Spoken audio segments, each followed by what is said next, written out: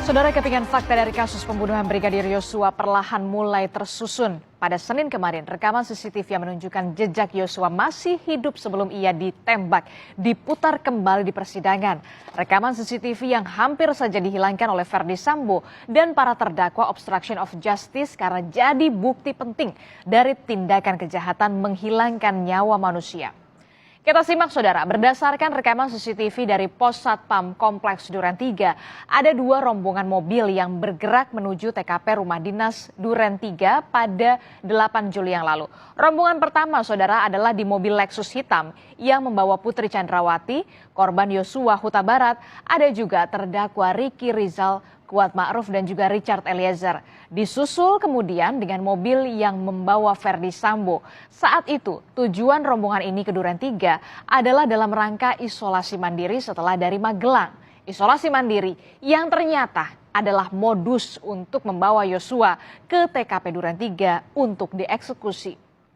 Selanjutnya, kita lihat bersama dari rekaman CCTV Pos Satpam Duren 3 ini, saudara, terlihat mobil rombongan Putri Chandrawati dan Yosua tiba di rumah dinas Duren 3 pada pukul 17.06 waktu Indonesia bagian Barat. Terlihat, saudara, Yosua dengan kaos putih keluar dari mobil dan tampak berkoordinasi dengan ART Dirianto. Ada juga terdakwa Ricky Rizal yang berada di kursi kemudi. Lalu terlihat Putri Chandrawati ini keluar dari dalam mobil, saudara. Putri kemudian berjalan dan masuk ke dalam rumah Duren 3. Terlihat pula Yosua tampak bolak-balik menuju rumah dan juga mobil. Kita lihat bersama. Dan selanjutnya saudara, beberapa menit kemudian terlihat mobil yang berisi Ferdy Sambo tiba di Duren 3. Ini dia mobilnya. Mobil Ferdy Sambo sempat terhenti di depan rumah, namun rupanya Sambo tak turun di depan rumah Duren 3. Sambo ternyata baru turun saat mobil berhenti beberapa meter dari gerbang rumah. Di rekaman CCTV ini saudara, terlihat ajudan Ferdy Sambo yakni Azan Romer berdiri di belakang mobil. Dan selanjutnya sebelum masuk ke rumah Duren 3, diduga pistol terdakwa Ferdy Sambo jatuh. Saat pistol Sambo ini jatuh, keluar dari mobil dalam rekaman CCTV ini terlihat ajudan Ferdy Sambo, kita simak bersama. Nah, ini dia. Langsung berlari menuju mobil Ferdy Sambo untuk membantu mengambil pistol milik Ferdy Sambo. Meski tertutup mobil, momen inilah yang kemudian dijelaskan oleh Azan Romer sebagai saksi beberapa waktu yang lalu saat pistol Ferdy Sambo jatuh. Setelah mengambil pistol, saudara, kita simak lagi. Ferdy Sambo kemudian menuju ke rumah Duren 3. Di mana TKP pembunuhan atau penembakan Yosua dengan dikawal oleh Azan Romer. Ini dia masuk ke dalam rumah. Dan selanjutnya saat Sambo tiba di rumah Duren 3 juga terekam momen yang krusial. Apa momennya? Ini dia, momen yang memperlihatkan Yosua masih bernyawa sesaat setelah Sambo tiba di lokasi Duren 3. Ini adalah Ferdy Sambo dan juga Azan Romer yang saat itu langsung masuk ke TKP Duren 3. Kita simak bersama setelah ini.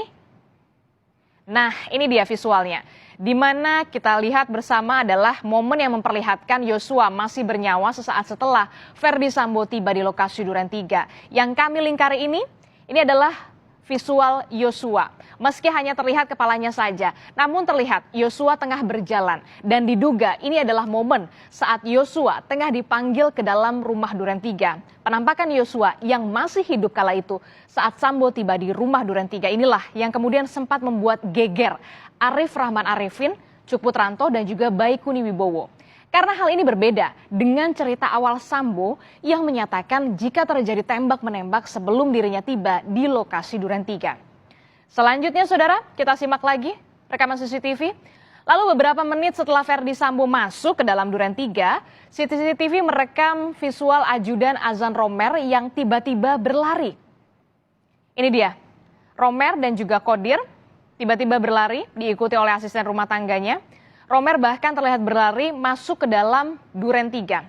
Visual berlarinya para ajudan ini diperkirakan adalah momen saat terjadi penembakan Brigadir Yosua dan saat Ferdy Sambo menembakkan senjata ke arah dinding. Dan usai peristiwa itu terlihat Kodir, asisten rumah tangga, mempersiapkan mobil dan masuk ke dalam rumah. Ini dia visualnya.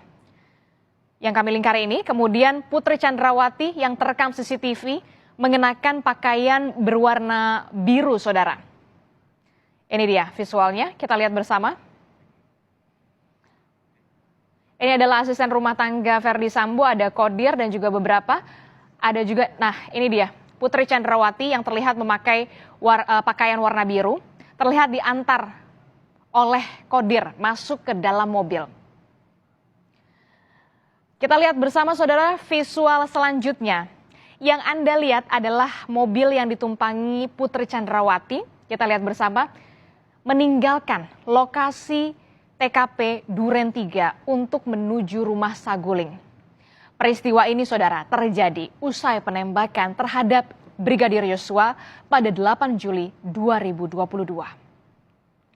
Sementara mengenai tembakan asisten rumah tangga Sambo, Diryanto alias Kodir, mengaku mendengar lebih dari 3 kali letusan saat penembakan Yosua. Namun saudara, Kodir takut untuk mengecek situasi karena melihat Azan Romer dan juga Yogi yang panik kala itu. Mendengar suara tembakan? Mendengar yang mulia. Dari mana saudara mendengar? Dari luar yang mulia. Dari luar. Ada saudara mendengar teriakan? Hanya suara letusan yang mulia. Betul. Berapa kali letusan yang saudara dengar?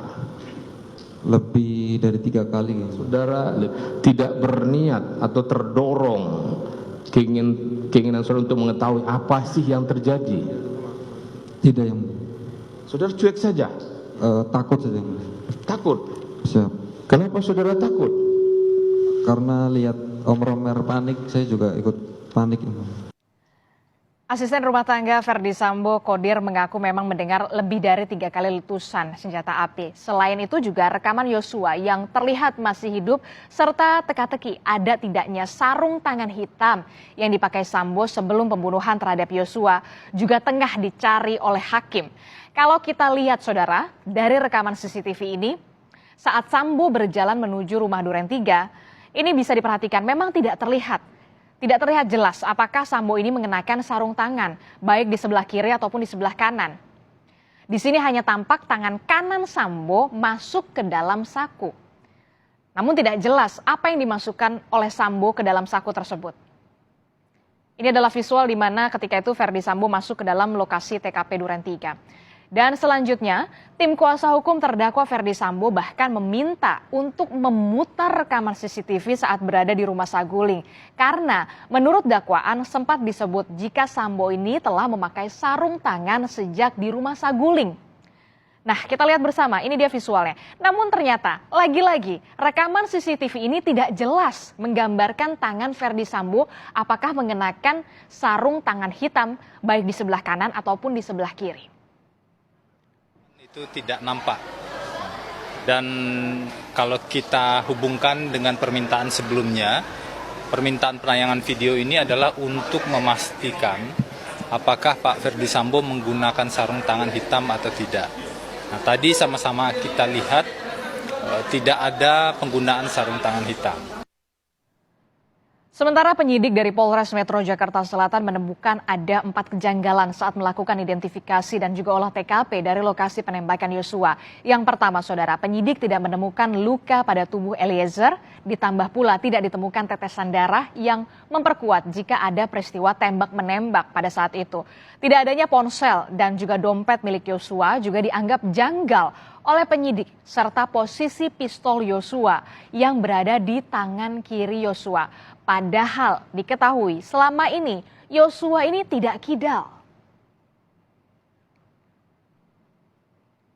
Terkait masalah identitas tidak ada juga yang mulia.